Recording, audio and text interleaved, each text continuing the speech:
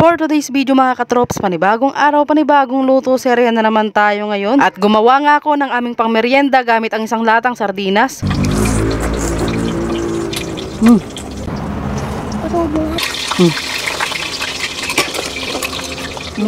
So ayun mga katrops, kung gusto mo nga ng masarap at tipid na merienda, ay panoorin mo nga itong aking video hanggang sa dulo, dahil ituturo ko nga sa inyo itong isa sa mga pangmeryenda na lagi kong niluluto. Ito kasi yung isa sa pinakamabilis lang na lutuin, dahil bukod sa napakadaling lutuin ay talagang suwak na suwak pa sa panlasa. At ito nga yung mga sangkap na kakailanganin natin. Meron tayo ditong harina, isang latang sardinas, bawang at sibuyas, baking powder, asin, seasoning, at itong pinong paminta. Mas maganda kung pinong paminta nga yung gamitin nyo mga katrops. Una nga natin gagawin mga katrops ay dito nga sa malinis na bowl ay paghahaluin lang natin dito yung bawang at sibuyas tapos itong harina. Simpleng-simple nga lang yung mga ingredients na gagamitin natin dito mga katrops. Tulad nitong seasoning, asin, paminta at itong baking powder. At syempre ilagay na rin natin dito yung ating main ingredients na sardinas. Tsaka ako lang ito nilagyan ng tubig na water. At syempre mekos-mekos lang natin yan mga katrops. Bale tinatansya-tansya ko nga lang sa paglalagay ng tubig mga katrops para nga hindi mabigla. At tuloy-tuloy nga lang ako sa paghahalo mga katrops hanggang sa makuha ko nga yung ganitong texture. At kapag ganito na nga kalapot ay okay na yan. At dahil gustong gusto ko na nga itong tikman, kaya naman ayan nagpainit na nga ako dito ng kawali at tamika. At bago ko nga sinimulan ng pagpiprito mga katrops ay nilublob ko na nga muna dito yung 2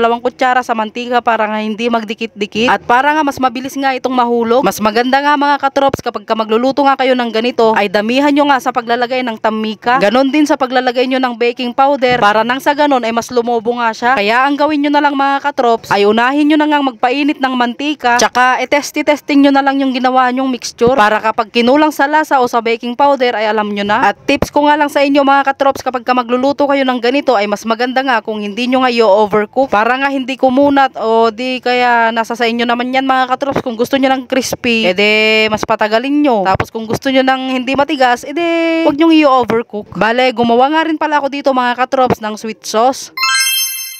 So ayun mga katrops, ayan, tara tikman na natin itong ating niluto. Ayan o, pwede itong gawing pang merienda, tsaka pwede ring ulamin.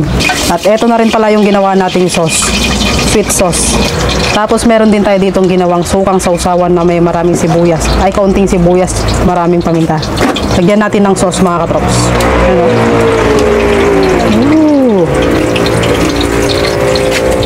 Ayan, tikman na natin mga katrops.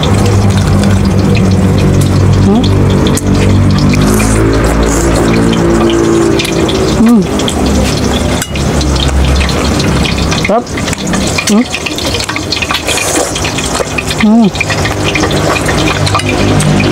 Try din natin dito sa sukang sausawan natin. Ano?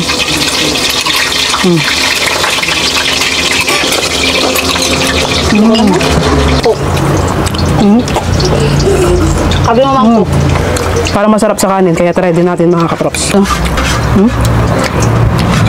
Yan o. Bigyan natin ng kanin.